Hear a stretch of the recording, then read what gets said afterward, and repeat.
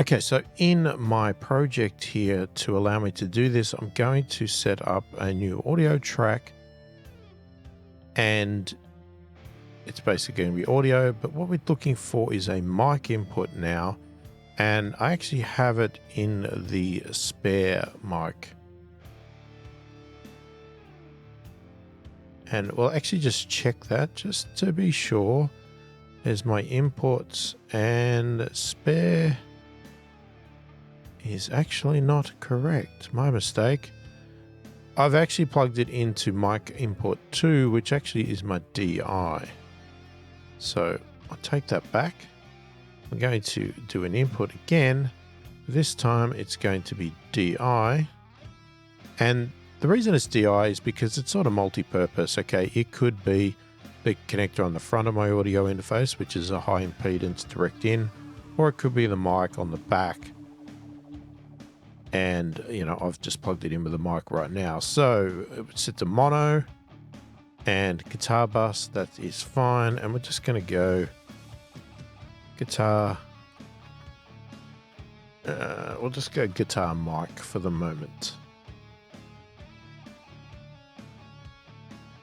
All right, we might drag that down to the bottom and we'll make it red as per usual. All right, so we are basically set up for this to record. Now, what I'm going to do for this example is I'm going to mute everything else.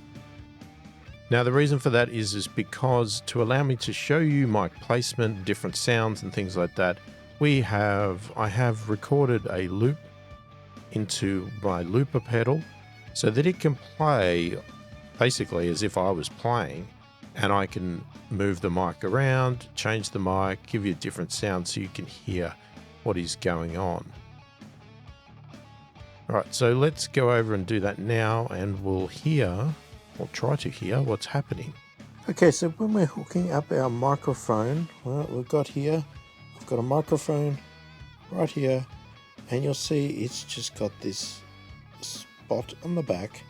What we're going to do is we're going to take our standard XLR cable like this, and hopefully it stays in focus, and we're just going to plug it in. And usually it'll have a little clasp and a button right here, which if you want to pull it out, you push the button in to pop out the cable. Again, clip it back in. Right, we want to obviously put it in our mic stand or whatever we're going to have this sitting in. In my case, I've got a mic stand here. And this is just going to go in front of my cabinet speaker right here at various places. Now, when it comes to finding the placement of your speaker, if you can't find the cone, in my case here, I've got the mesh taken off, and I've got these special covers that I put on so I can easily see the speakers for recording, but you might have total mesh on that. Now, I've found the easiest way to see a speaker inside through a mesh is to get your iPhone, turn a torch on and shine it through on an angle, and it will show through the mesh and make the cone inside visible. So once we've hooked the cable up to our microphone, we then need to hook it up to our audio interface onto one of the microphone inputs. And we're just going to plug the cable in, and then we're ready to go. Okay, so right now I've basically got the microphone pointed pretty much at the center of the cone, and the cabinet I have here, just for an explanation, is it has 4 speakers, but they're not working in a way like a standard 4x4 cabinet. Each one of these has 4 different actual speakers. So I can give you an example of the different tones I can get from each speaker as well, because I can switch my amp over to using any of the speakers. Now, it only uses 1 speaker at a time, so I only record 1 speaker at a time. But I'll show you the mic placement setup sort of thing as you can get sound, etc. So let's start by starting our loop. Now you might hear some through the lav mic as well. but I'll probably cut that out as well so that you can hear it in the audio interface. But first we'll get the loop going and then we'll make sure we're getting sound through our mic. So I've got the SM57, the dynamic microphone, straight on the center of the cone at the moment on one of the speakers. And I'll start the loop playing and we'll adjust our input here on our audio interface to get our gain level fairly right. I'll play with the high pass filter so you can get an example of that. And then we'll record a little bit so you can see the process in the DAW. And then I'll start moving the mic around to show you the different sounds you can get, and we'll try some different mics as well. So I'll start the loop now.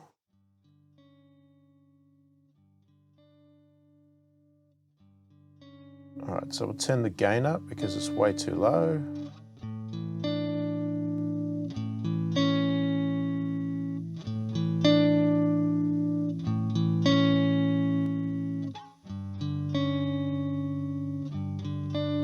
Now if we turn the high pass filter off, a lot more low end. Now in isolation that could sound more pleasing to the ear, but it could also muddy up your mix. So it's a decision you have to make. Do you high pass or not?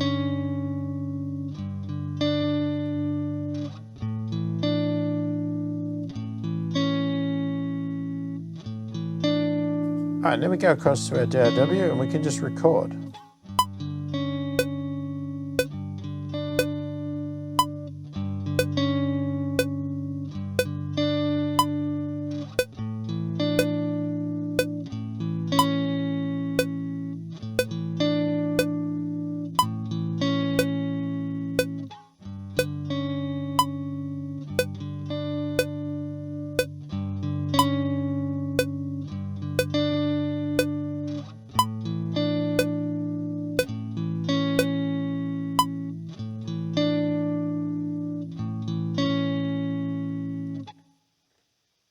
All right, and it's as simple as that. We've recorded a part here.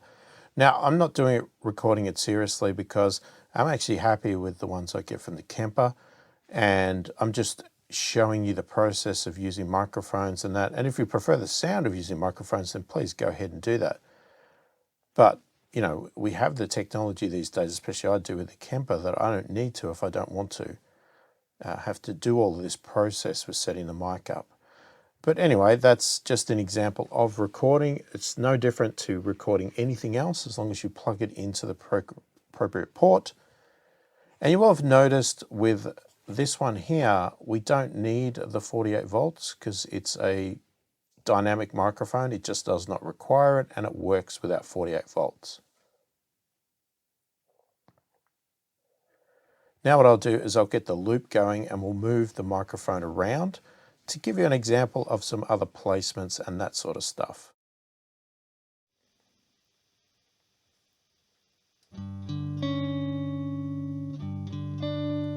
All right, so we're on the center of the cone.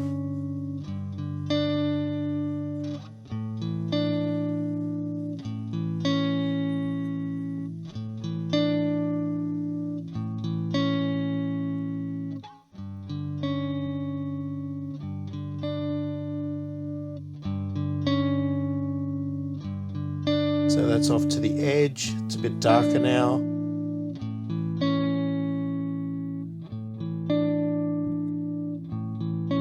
So you can hear how muffled that gets coming out to the edge.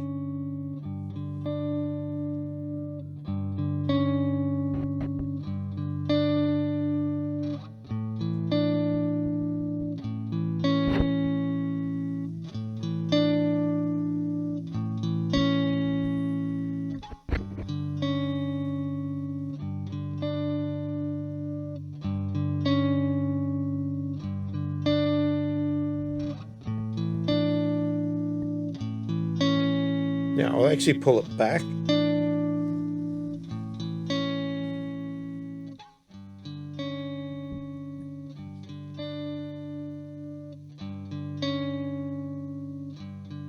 So that's a fair bit away from the speaker now. So you can hear the difference in sound moving it away as well.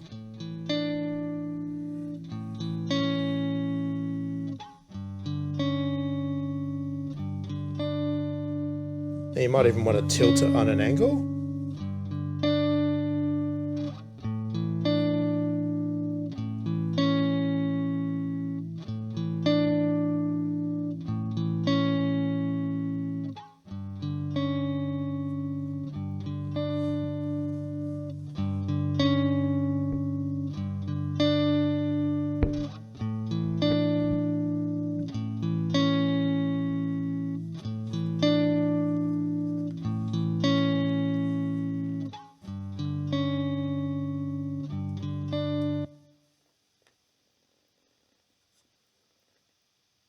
All right, now, pretty surprisingly, I don't normally like the center of the cone, but it's probably not directly on the center of the cone now, but you need to move it around and get your best placement to what you like.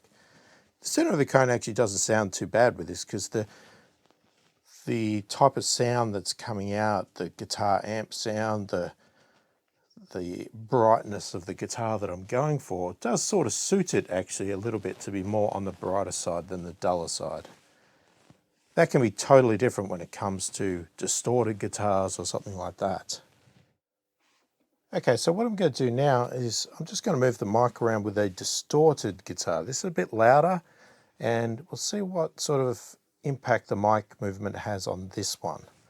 So we'll get it started again.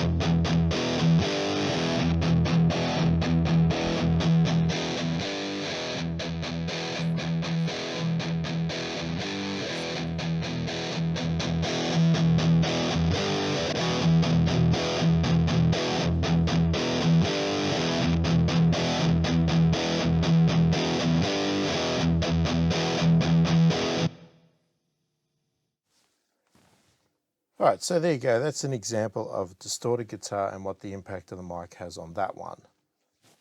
Okay, so now what we've got is a condenser mic in front of the speaker. Okay, you can see it's a big head, the silver thing there. Okay, now this one, if I play my loop again, all right, we'll go back to a quiet loop.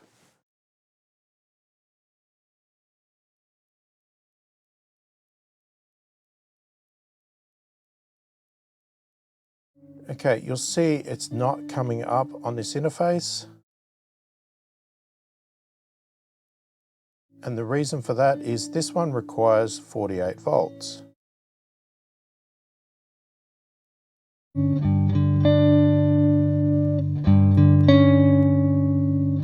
Okay, so we can turn it down because this is more sensitive.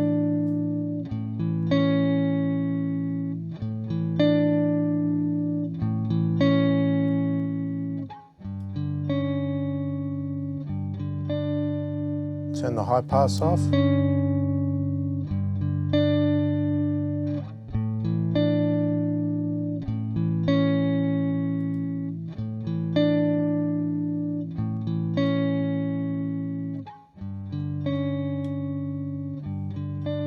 And again, we record that the same way, no difference.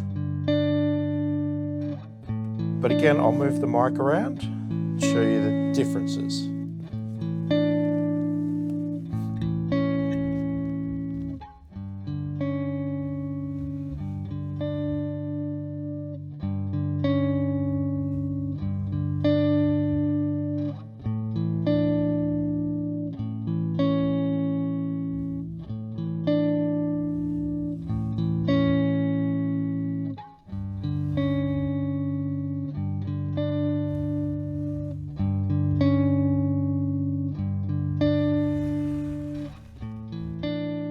That's far away from the speaker. Nice airy sound.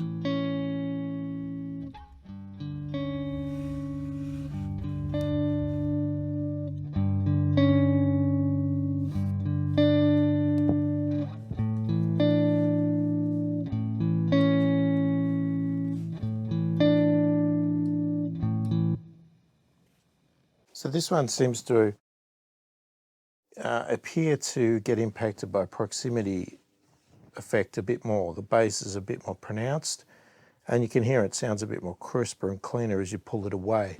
So it works a bit better as a room mic, really. But still, again, there's nothing wrong with that sound. Now let's try it with the heavy guitar.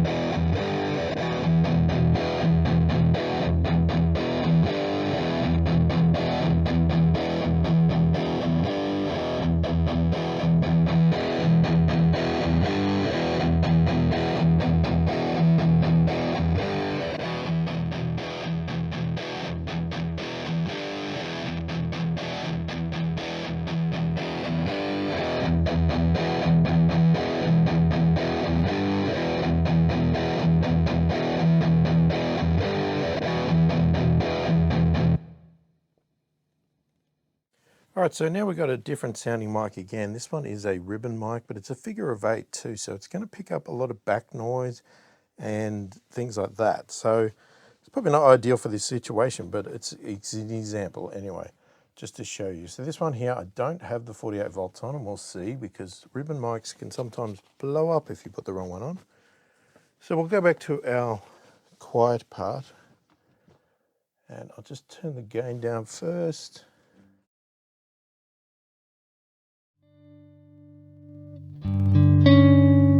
See, it's more not sensitive again. Now I don't have it right up close yet.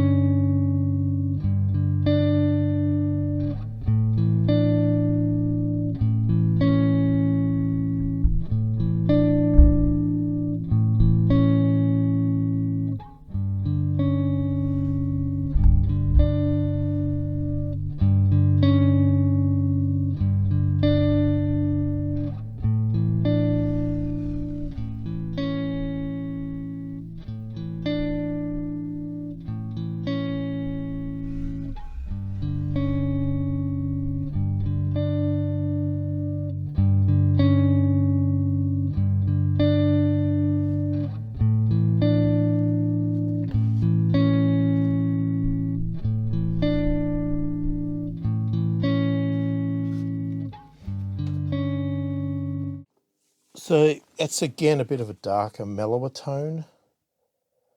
Let's switch over to our distorted and try that as well.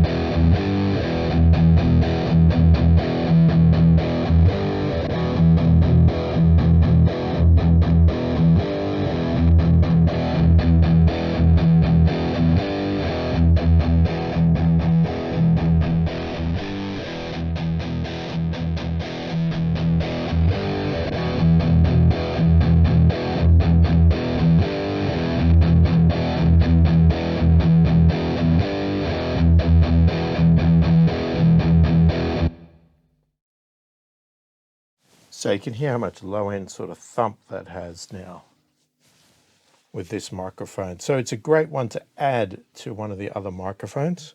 That's a pretty common technique.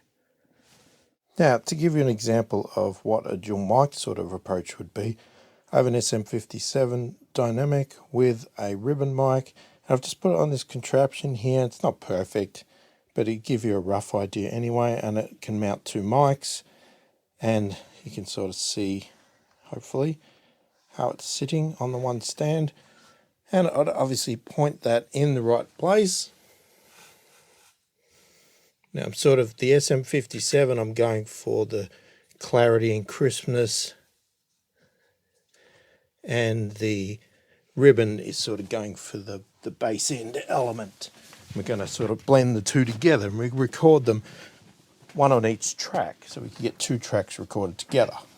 So I'll start the playback and have both mics muted, and then what I'll do is I'll bring one in each at a time, set it up, and then we'll blend the 2 together, and then I'll show you how you can record it as well, and then you've got the beauty of doing that. So let me start the loop, and let's have a play.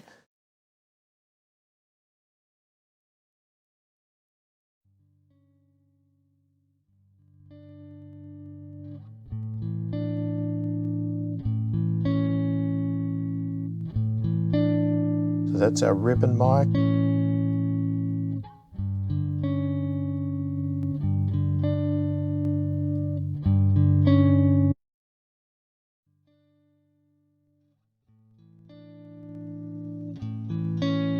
That's our SM57.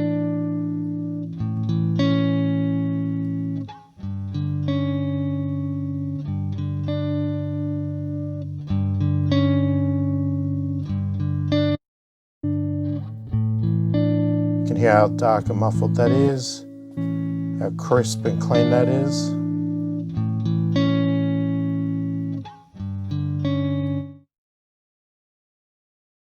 Now what we'll do is we'll try and blend, just for an example.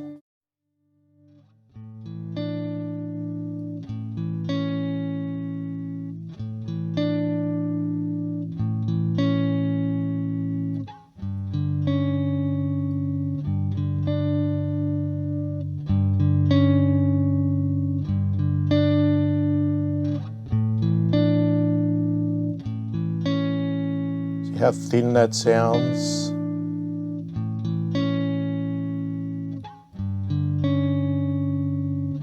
If I put the high pass on, it'll be even thinner.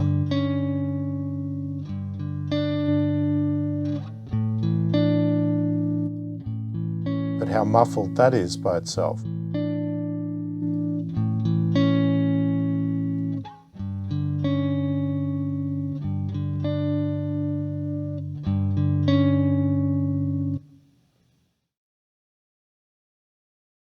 So reset the volumes back to normal, and what we'll do now is I'll actually take that recording off. And what I'm going to do is I'm going to duplicate this track. So this will be like mic 2 and mic 1. Okay, so mic 1 is actually going to be literally mic 1. Mic 2 is the DI. So we set them both to record enable, and then we should be able to record.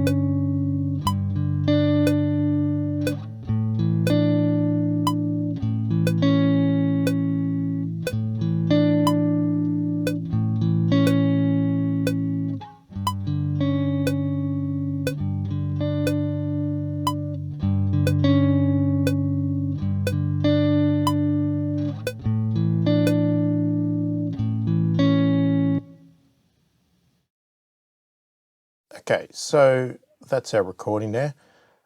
I'm just going to keep that for a little bit because I'm going to actually set them up in a way that I can show you an example between one that we did from the Kemper, so you can compare.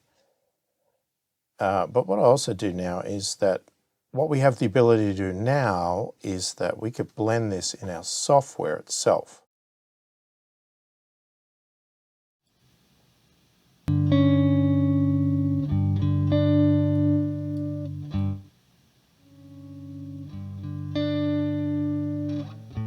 That's our crisp. We can add as little or as much as we want.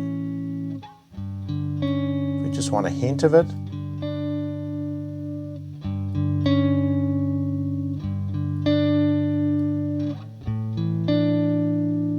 what you can also do is you could try pan it.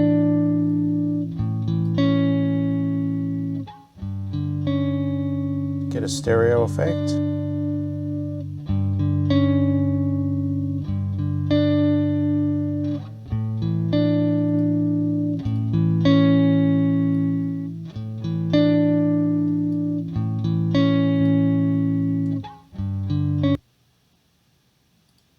Okay, anyway, that is with the dual mics there.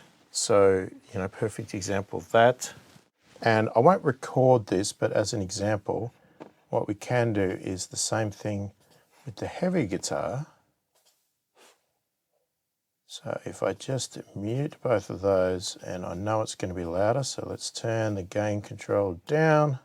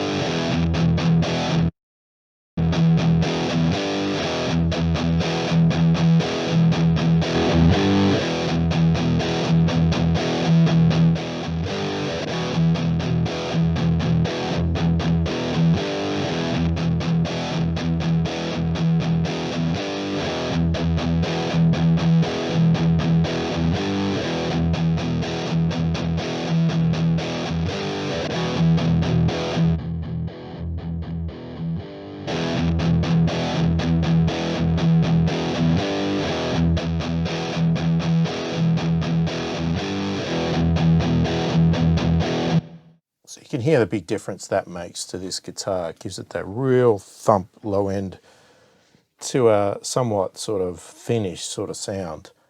And again, it depends what you're actually going for in your recording, of course. Okay, so what I wanted to do in this part of the video is to give you a quick comparison between the Kemper that's direct into the audio interface and the Kemper that's going through my speaker cabinet with a Celestion Vintage 30 with the microphones, right? Now, obviously, there's a big difference in the setup, right? We've got a cabinet with a Vintage 30, as I said, so we're changing everything as it is already, but I just wanted to give you a bit of an example of how different they are, and you can choose what you prefer. Obviously, going direct is a simpler approach because we don't need to worry about having microphones, etc. But then again, in a home music studio, if you have your guitar amp and cabinet regularly set up, there's no reason why you couldn't have your microphones permanently placed, permanently, connected up, and you never have to worry about it, right? You spend a lot of time on setting them up the first time, get your sound the way you like it, and then you can just leave them exactly where they are and never move them.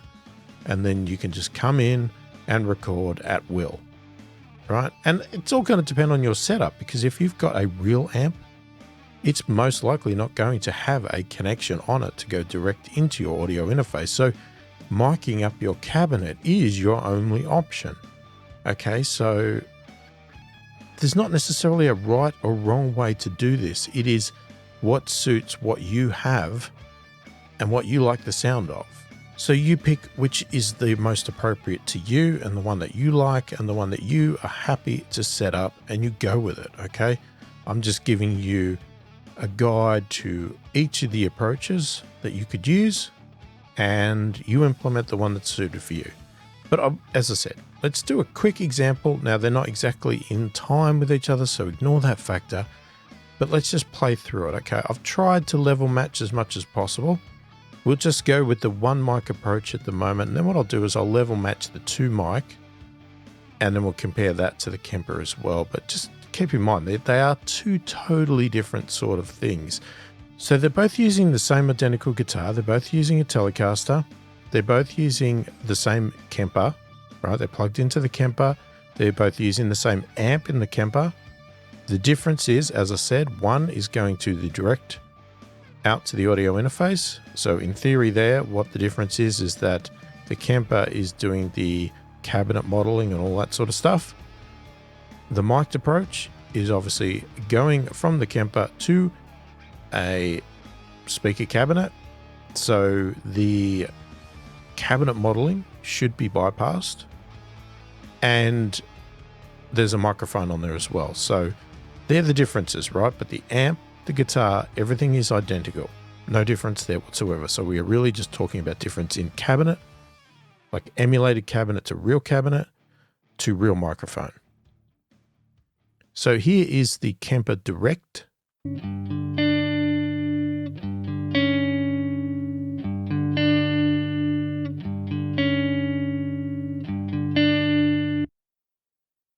And here is the mic SM57.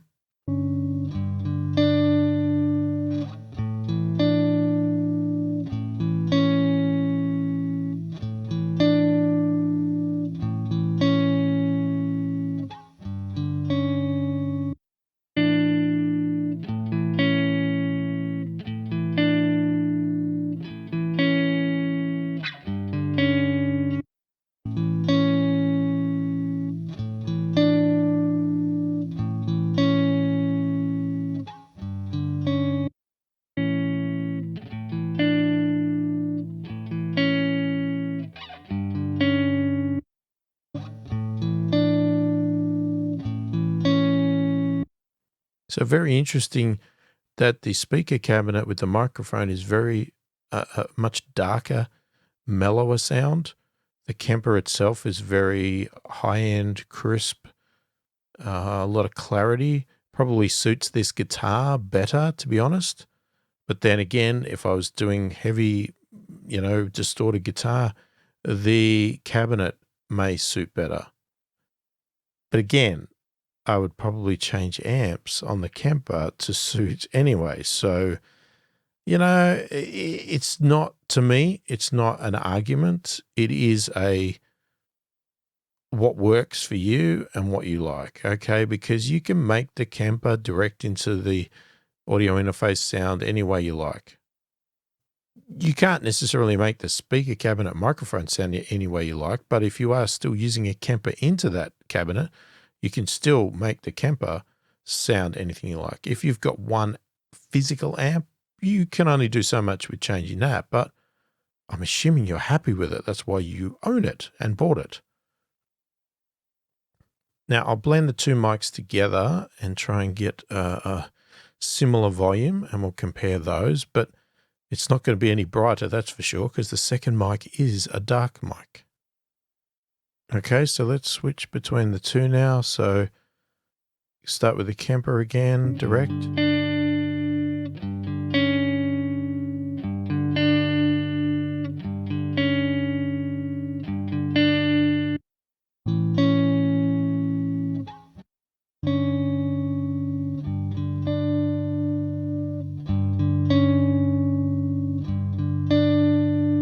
Two mics. Kemper, direct.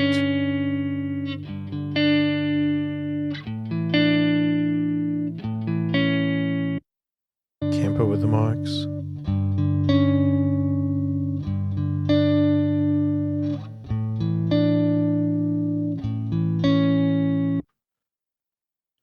So there you go. Anyway, hopefully that gives you a good example of what was happening there.